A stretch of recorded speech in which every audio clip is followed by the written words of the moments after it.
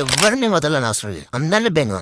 Firstly iBomma and iBomma Ravi గురించి ఉక్కుబే ఏంది మాట మాట్లాడేది? వాడు ఏమైనా సమస్య అవుతున్నా వాడిని అయితే వదిలేదే లేదు. ఐబొమ్మ వల్ల మా ఈ సినిమాలన్నీ ఫ్లాప్ అవుతున్నాయి. మా ప్రొడ్యూసర్ ఎంతో మంది పొట్టగొడుతుండు. ఆ ప్రొడ్యూసర్లు ఏమైపోవాలి? ఎన్నో కోట్ల నష్టం అవుతుంది ఈ ఐబొమ్మ వల్ల. మా సినిమా వాళ్ళు ఏమైపోవాలి? అదో తమ్ముడు ఏం మాట్లాడుతున్నావు నీకు అర్థమవుతుందా? ఇంకోసారి అన్ని ఐబొమ్మ వాళ్ళే అన్నావు అనుకో, తెంగితే పైన 32 కింది 2 రాలుతాయి.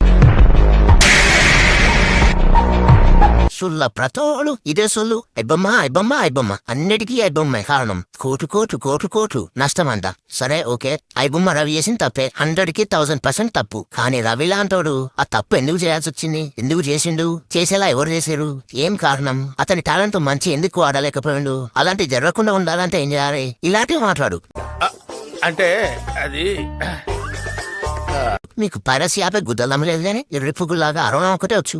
ఎరుపుగా నేలాంటి ఎరుపుగాలకే చెప్తున్నా వినండి. ఐబొమ్మ వాళ్ళే అన్ని అంటున్నావు కదా. ఫస్ట్ థింగ్, ఐబొమ్మలో మూవీస్ ఎప్పుడు DVD ప్రింట్లు, థియేటర్ ప్రింట్లు ఉండవు. ప్రింట్లు అప్లోడ్ చేయరు, ఓన్లీ HD HDR. ఆ ప్రింట్ వాళ్ళకి ఎక్కడి మీరే ఇచ్చారు.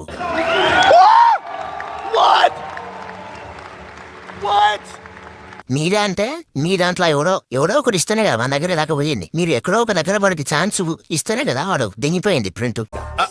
అంటే అది